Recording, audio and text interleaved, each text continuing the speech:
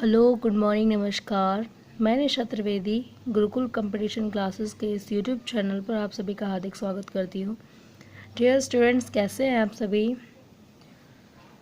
तो आज हम करेंगे अर्थशास्त्र का सेकंड चैप्टर, जिसका नाम है भारतीय अर्थव्यवस्था के क्षेत्रक। तो आज हम भारतीय अर्थव्यवस्था के कौन कौन से क्षेत्रक होते हैं, उनका विकास किस तरीके से होता है और भारत में कौन सा क्षेत्र सबसे ज़्यादा प्रभावी रहा है और किस क्षेत्र में ज़्यादा डेवलपमेंट हुआ है। तो आज हम यही चर्चा करेंगे इसी विषय में। तो शुरुआत करते हैं स्टूडेंट्स। किसी अर्थव्यवस्था को हम उत्तम ढंग से तभी समझ सकते हैं जब उसके घटकों या क्षेत्रों का अध्ययन करते हैं। हम अपने आसपास लोगों को विभिन्न गतिविधियों में कार्यरत पाते हैं। कुछ गतिविधियां वस्तुओं का उत्पादन करती हैं, जबकि कुछ सेवाओं का सृजन करती हैं। इन गतिविधियों को समझने का एक तरीका यह है कि कुछ महत्वपूर्ण मानदंडों के आधार पर इन्हें विभिन्न समूहों में वर्गीकृत कर दिया जाए या बांट दिया जाए। तो जिन समूहों में हम इन्हें बांटेंगे वही समूह क्या कहलाते हैं? वही समूह क्षेत्रक कहलाते हैं। नेक्स्ट है आर्थिक कार्यों के क्षेत्रक।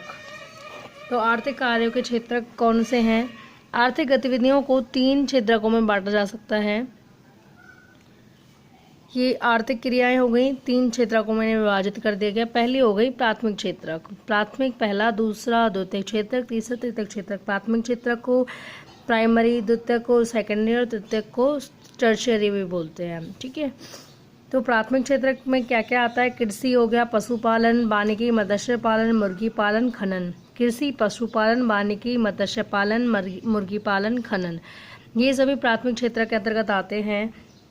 इसलिए इसे कृषि और सहायक क्षेत्रक भी कहते हैं, क्योंकि ये सभी और जो बाकी के 2 क्षेत्रक हैं इनको सपोर्ट करता है, इसीलिए इसे कृषि और सहायक क्षेत्रक भी कहते हैं।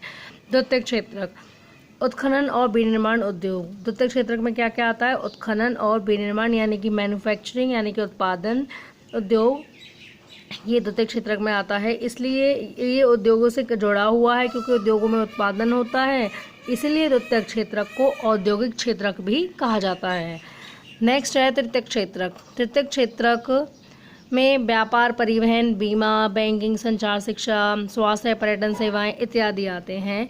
ये सेवा देने का काम करता है, तो इसीलिए तृतीयक क्षेत्रक को सेवा क्षेत्रक कहते हैं। नेक्स्ट इसका अब एक्सप्लेनेशन देख लेते हैं। प्राथमिक क्षेत्र क्या होता है? जब हम प्राकृतिक संसाधनों का उपयोग करके किसी वस्तु का उत्पादन करते हैं तो इसे प्राथमिक क्षेत्र की गतिविधि कहा जाता है। चूँकि हम अधिकांश प्राकृतिक उत्पाद कृषि, डेयरी, मत्स्य और वनों से प्राप्त करते हैं, इसलिए इस क्षेत्र को कृषि एवं सहायक क्षेत्रक भी कहा जाता है। सेकंड है हमारा द्वितीयक क्षेत्रक। द्वितीयक क्षेत्रक की गतिविधि के अंतर्गत प्राकृतिक उत्पादों को विनिर्माण प्रणाली के जरिए या फिर उत्पादन प्रणाली के जरिए अन्य रूपों में परिवर्तित किया जाता है। यहाँ वस्तुएं सीधे प्रकृति से उत्पादित नहीं होती हैं, बल्कि निर्मित की जाती हैं मानव के द्वारा।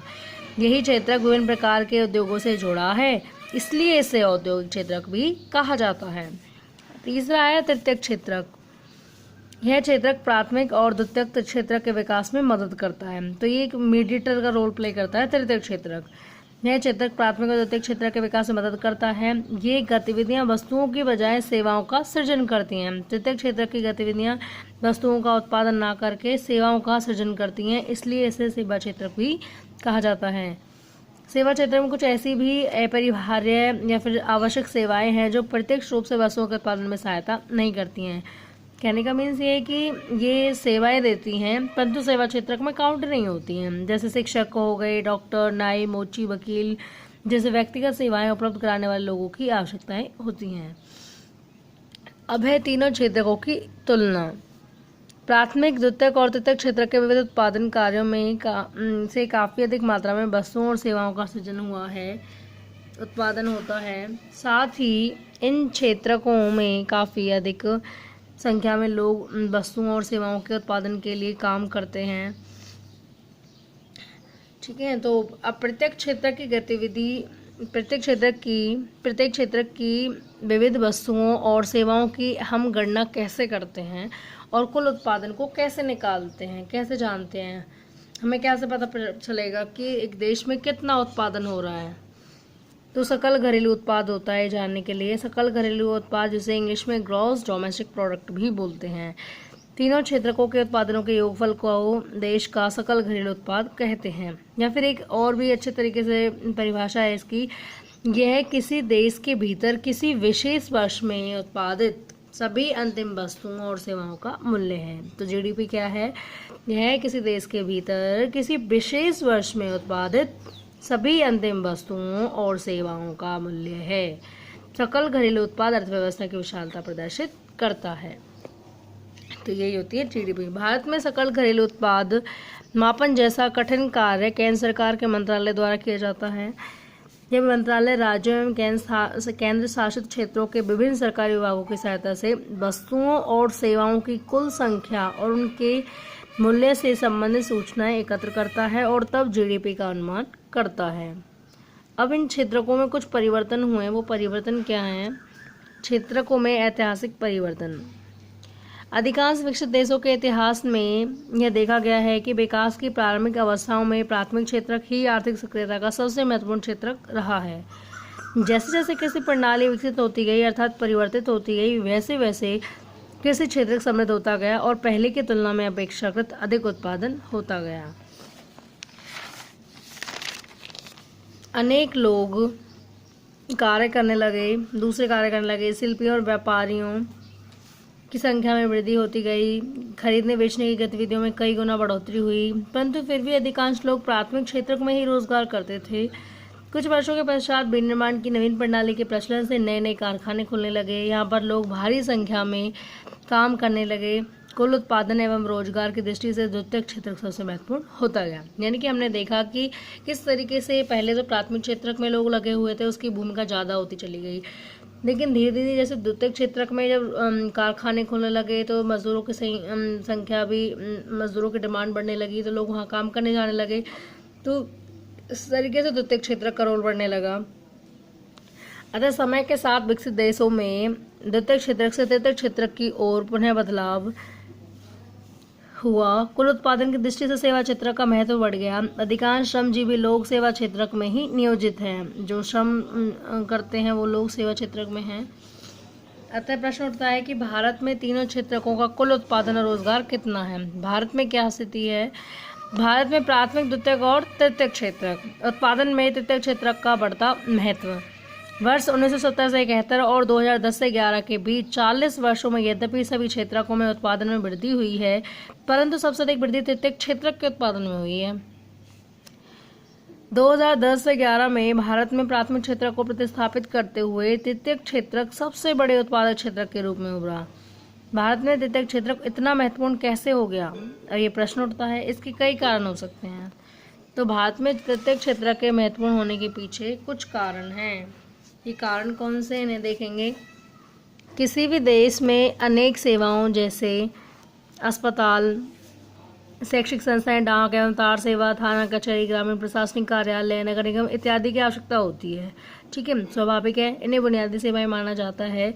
किसी विकासशील देश में इन सेवाओं के प्रबंधन की जिम्मेदारी कौन उठाती है? सरकार उठाती है। ठीक है। दूसरा है कृषि एवं उद्योग के विकास से परिवहन, व्यापार, भंडारण जैसी सेवाओं का विकास होता है। प्राथमिक और द्वितीयक क्षेत्र का विकास जितना अधिक होगा, ऐसी सेवाओं की मांग भी उतनी ही अधिक होगी। तीसरा, जैसे जैसे आय बढ़ती है तो लोगों की आवश्यकता बढ़ती है।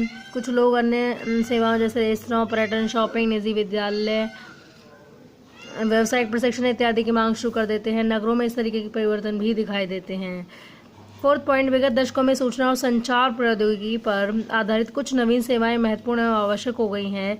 इन सेवाओं के उत्पादन में तीव्र वृद्धि हो रही है। जैसे आज टेक्नोलॉजी का बहुत ज़्यादा यूज़ हो रहा है, कंप्यूटर का बहुत ज़्यादा इस्तेमाल होता है, तो लोग कंप्यूटर सीखते हैं, यहीं से कंप्यूटर कोर्स शुरू हो जाता है। तो ये भी एक रोजगार का रूप धारण कर लेता है।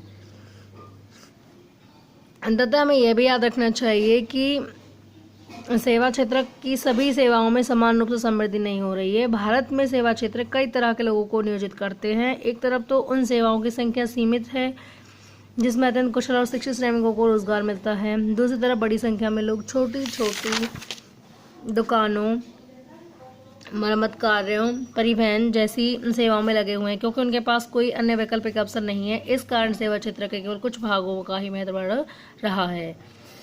तो कहने का मतलब ये है कि जो कैजुअल लोग हैं उनकी संख्या ज़्यादा है, जबकि जो परमानेंट लोग हैं उनकी संख्या कम है।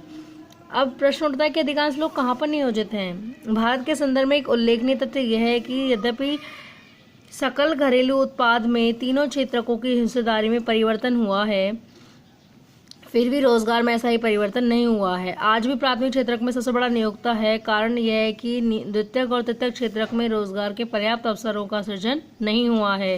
परिणामस्वरूप देश में आधे से अधिक श्रमिक मुख्यतः कृषि क्षेत्र में काम कर रहे हैं, जिसका जीडीपी में योगदान केवल 1/4 है। इसकी तुलना में द्वितीयक और तृतीयक क्षेत्रक का जीडीपी में हिस्सा 3/4 है।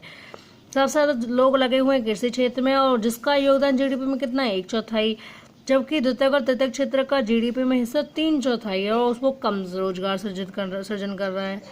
परंतु ये क्षेत्र आधे से भी कम लोगों को रोजगार प्रदान करते हैं। प्रश्न उठता है कि क्या कृषि क्षेत्र में लगे श्रमिक अपनी क्षमता से कम उत्पादन कर रहे हैं। केस कर दिया है कि कृषि में आवश्यकता से अधिक लोग लगे हुए हैं। यदि आप कुछ लोगों को कृषि क्षेत्र से हटा देते हो तो भी उत्पादन प्रभावित नहीं होगा। दूसरे शब्दों में कहें तो हम कृषि क्षेत्र के श्रमिकों में क्या है, अल्प बेरोजगारी मौजूद है। अल्प बेरोजगारी मतलब पूरी बेरोजगारी ना होकर के कम बेरोजगारी। छिपी हुई बेरोजगारी क्या होती है, जहां लोग प्रत्यक्ष रूप से काम कर रहे हैं लेकिन अब सभी अपनी क्षमता से कम कार्य करते हैं। इस प्रकार की बेरोजगारी को छिपी हुई बेरोजगारी कहते हैं। ये दिखाई नहीं देगी, काम हो रहा है, काम होता हुआ दिखेगा, उत्पादन होगा, पर उत्पादन में बढ़ोतरी नहीं दिखेगी। ठीक है, वो लोग एक्स्ट्रा काम कर रहे हैं, छिपे हुए दिख रहे हैं। ठीक है, यही छिपी हुई बेरोजगारी होती है। यह खुली बेरोजगारी से अलग है, इसलिए इसे प्रच्छन्न बेरोजगारी भी कहा जाता है। तो छिपी हुई बेरोजगारी को प्रच्छन्न बेरोजगारी भी कहते हैं। खुली बेरोजगारी क्या होती है, जिसके पास कोई रोजगार नहीं होता है और बेकार बैठे हुए हैं, उसे क्या कहते हैं, खुली बेरोजगारी कहते हैं। यदि हम कुछ लोगों को कृषि क्षेत्र से हटाकर उन्हें कहीं और समुचित रोजगार उपलब्ध करा दें तो भी कृषि उत्पादन पर बुरा प्रभाव नहीं पड़ेगा, क्योंकि वो अन्य रोजगार करने से लोगों की आय से परिवार के कुल आय में वृद्धि होगी। अल्प बेरोजगारी दूसरे क्षेत्रकों में भी हो सकती है। इस प्रकार हम सेवा क्षेत्र के कुछ लोगों को सड़कों पर ठेला खींचते अथवा कुछ चीज़ें बेचते हुए देखते हैं, जहाँ पे पूरा दिन बिता देते हैं, परंतु बहुत कम कमा पाते हैं। इनके पास कोई बेहतर काम नहीं है, इसलिए वे यह काम करते हैं। तो डियर स्टूडेंट्स, कहने का मीन्स यही है कि अगर जिस तरीके से किसी क्षेत्र में हमें बेरोजगारी मिलती है, खुली बेरोजगारी मिलती है और ये अल्प बेरोजगारी मिलती है, छिपी हुई बेरोजगारी बहुत ज़्यादा मिलती है। छिपी हुई बेरोजगारी बहुत ज़्यादा देखने को मिलती है क्योंकि बहुत ज़्यादा लोग एक ही भूमि के टुकड़े पर काम करते हैं, परंतु उससे उत्पादन पर कुछ फ़र्क नहीं पड़ता है। भूमि में उतना ही उपजेगा जितना उसकी मात्रा में, मतलब जितना उसमें बोया गया है या फिर जितना उग रहा है, ठीक है, उतना ही निकल कर आएगा। लेकिन इतने सारे लोग जो लग रहे हैं उनको क्या फ़ायदा होगा, कुछ फ़ायदा नहीं होगा। ये ज़रूरी है कि काम जल्दी हो जाए, परंतु काम में उनकी आय में कोई ज़्यादा इजाफा नहीं होगा। Okay students, thank you so much for watching this video.